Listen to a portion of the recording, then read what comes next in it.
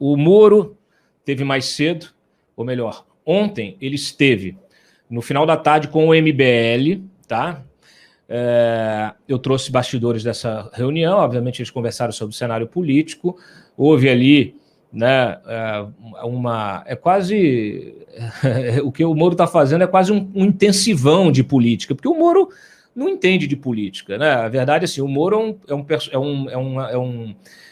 um agente, ele até ontem era um juiz, né? Era um juiz muito competente na área dele, especializado em investigar crime de lavagem de dinheiro, corrupção, mega corporações, mega esquemas, né? Banestado, Petrolão e afins, né? Um sujeito extremamente competente nessa área, mas está aprendendo, está engatinhando ainda na política. E ele está fazendo um intensivo, se reunindo com políticos, conversando com políticos, ou com gente que tem, obviamente, algum tipo de atuação política, como é o caso do MBL. Então ele teve com o Renan, com a Adelaide, e com o deputado estadual, que também é do MBL, o Arthur Duval, o Mamãe Falei, do Patriota. Obviamente que a conversa girou em torno dessas costuras possíveis, tá? O Moro deu a entender o quê, Diego? Que estaria mais inclinado a concorrer ao Senado, embora não descarte a presidência. Ele ouviu o conselho sobre a necessidade de montar um bloco político consistente, né? Eu tenho falado isso todo dia aqui, para além do Podemos, com apoio de personalidades formadores de opinião. Agrada o Moro ter nesse bloco o João Amoedo, que é o fundador do Novo, que está quase sendo expulso do Novo, está quase saindo do Novo, é a melhor coisa que ele faz, sai do Novo e, sei lá, vai para o Patriota, vai para outro partido, mas o fato é que o juiz está engatinhando na política, né? Ele escutou, por exemplo, você tem uma ideia, que o Podemos em São Paulo, ele é aliado do Rodrigo Garcia, que será o candidato do Dória à sucessão. A União Brasil, por exemplo, que é a fusão do DN-PSL, apesar de contar com deputados ligados a Garcia, tenta atrair o Geraldo Alckmin para encabeçar a disputa paulista. Então, assim, a política realmente no Brasil pode ser mais complexa do que o Moro acreditava, ou do que são os crimes que ele investigava, né? Porque a política do Brasil realmente não é para amadores. Antes de passar a palavra aqui para o Diego, o Moro se reuniu também com o Dória e o Mandetta na casa do Caco Alzugaray, que é o dono da Isto É, da Editora 3, está ontem à noite. Ele que convidou através do Mandetta, o Mandetta levou o Dória e levou o Moro, fizeram lá um jantar de 3 horas conversando sobre política. E, naturalmente, falaram das prévias tucanas, o Mandetta aconselhou o Dória a abrir um pouquinho mão, né? Relaxar um pouquinho, abrir a cabeça, porque o Dória não abre mão de ser candidato à presidência, só que vai acabar o PSDB rumando sozinho, né? Em vez de rumar em bloco. E é interessante porque a gente até ontem achava que o Eduardo Leite podia ter, vamos dizer assim, um espírito maior desse tipo de composição, né, de conversar, mesmo que ele vença as prévias, né, esperava-se que ele podia aceitar ser vice de outro candidato com mais chance, etc. E ele ontem disse, não, eu só vou sair do governo do Rio Grande do Sul se for para ser candidato à presidência. Eu até escrevi mais cedo no Twitter, você tem um problema grave nisso, porque se todo mundo quer ser presidente, vai acabar que ninguém vai conseguir ser presidente, né, Diego? É isso aí, Cláudio. Olha, ou eles estão trabalhando nos bastidores uma coisa muito inteligente e estratégica que a gente não está conseguindo alcançar e ver ainda, ou então é isso que está posto. Ainda muita vaidade, ainda muita disputa interna, muita disputa por espaço, de poder, muita gente pensando lá na frente. Vem aí a fusão do PSL com o DEM, que a gente está antecipando esses movimentos. Vem o PSDB agora achando que está de novo com uma certa força, com uma eventual candidatura do Eduardo Leite, se ele conseguir derrotar a ganância, eu ia falar prepotência, mas a ganância do Dória de querer sim ser candidato a todo custo dentro do partido. O Datena, que foi colocado como pré-candidato pelo PSL, que disse que não aceita ser vice de ninguém. Enfim, e o que fica claro nas conversas que eu tenho também aqui com essa turma toda, Cláudio, é de que é muito difícil o Sérgio Moro fazer um voo solo. É muito difícil o Moro, eu sou o Moro, vamos lá, todo mundo me apoia, vamos ganhar, Brasil, viva! né? Nesse momento, talvez isso lá, em 2018, que foi o que aconteceu. Bolsonaro num voo solo, sem partido, sem ninguém, mas isso não vai acontecer de novo no ano que vem. Não vai acontecer. Só se, meu Deus do céu, um grande milagre aí para aqueles que acreditam em milagre realmente.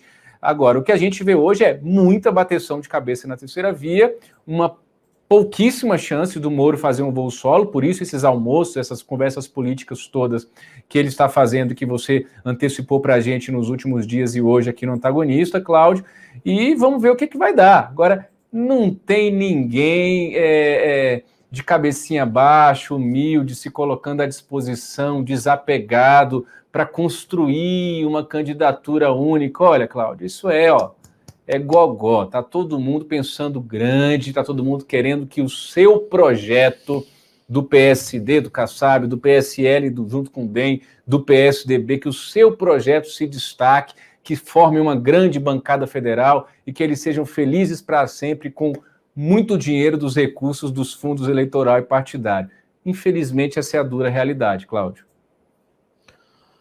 Bom, Diego, você precisa sair, né? Então, boa noite, obrigado aqui pela participação no Papo Antagonista. A gente se vê na terça-feira. Obrigado, Cláudio, boa noite. Até terça que vem aqui no Papo Antagonista. Bom, a gente está vendo acontecer, né? O Lula, por exemplo, está querendo reabilitar a aliança dele com o MDB.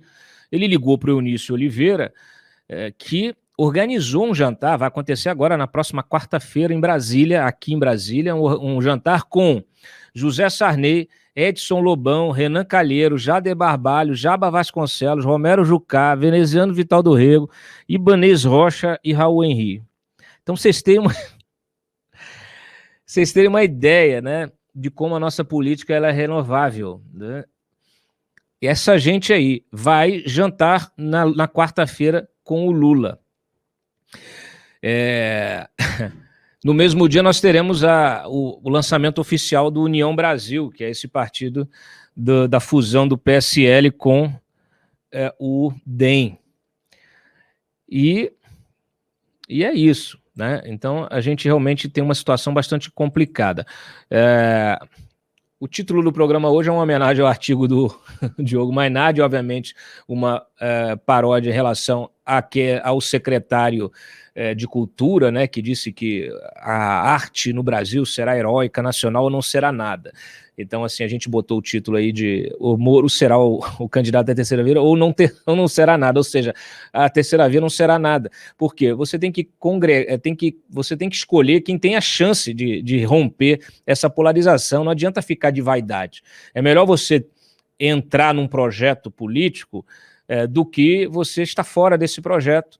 E pior, você vê o seu rival político controlando o país e ocupando espaço na máquina. Mas o Diogo, do seu jeito bastante, como sempre, direto, né, disse aqui o seguinte, olha, o Sérgio Moro tem de se candidatar a presidente da República. Meu pitaco é irrelevante e não foi solicitado por ninguém, em particular por Sérgio Moro, mas eu me recuso a aceitar que o último ato da Lava Jato tenha sido encenado por Lula e Gilmar Mendes. Os brasileiros precisam decidir o que fazer desse negócio. Se eles quiserem anistiar os criminosos que embolsaram a propina das empreiteiras, a responsabilidade é só deles. Neste momento, porém, os eleitores não têm escolha de verdade. Eles estão espremidos entre o ex-presidiário, condenado pela Lava Jato, e Jair Bolsonaro, o sociopata que fez um acordo com Gilmar Mendes e o Centrão para dinamitar todo o arsenal anti-suborno que havia sido montado. Eu sei que a Lava Jato faz parte do passado e não vai ter um peso na campanha de 2022. Se Sérgio Moro contasse apenas com o lavajatismo, sua candidatura nem sairia do lugar. A alternativa que tem de ser apresentada é a de um Brasil menos arcaico, menos analfabeto, menos bananeiro, menos injusto. Antes de se candidatar de fato, Sérgio Moro precisa de um programa completo, da economia ao ambiente. Ele precisa igualmente de um grupo político. Apesar disso, ele leva uma vantagem sobre os outros postulantes à terceira via. Ele reuniu os adversários certos, aquele dos quais o Brasil quer se livrar. A partir de agora, ele tem que ser capaz de reunir também os aliados certos. Vai ser dureza derrotar os trogloditas, mas não há derrota mais degradante do que aquela que nem é combatida. Por isso, eu repito, Sérgio Moro tem de se candidatar a presidente da República. Então é o seguinte, se for para cair, cai atirando aqui as aspas, para não distorcerem, né, o que a gente fala, mas assim, se for para morrer afogado, que seja em águas profundas. A responsabilidade é também daqueles que cativaram, né, esse eleitorado. Então, gente, fica aí o recado do Diogo Mainardi para o Sérgio Moro. É quase aqui uma encostada na parede, mas vamos lá. Saiu pesquisa do IPESP, que infelizmente corroborou o cenário hoje, né? Que é esse cenário justamente que o Diogo alerta, cenário em que o Lula vence o Bolsonaro por 43% a 28% no primeiro turno. Ou seja, nós teremos, muito provavelmente, se esse cenário não mudar, o Lula vencendo, ganhando, virando presidente no primeiro turno, o que é realmente uma situação bastante temerária. E também traz aí 55% considerando o governo Bolsonaro ruim ou péssimo, tá?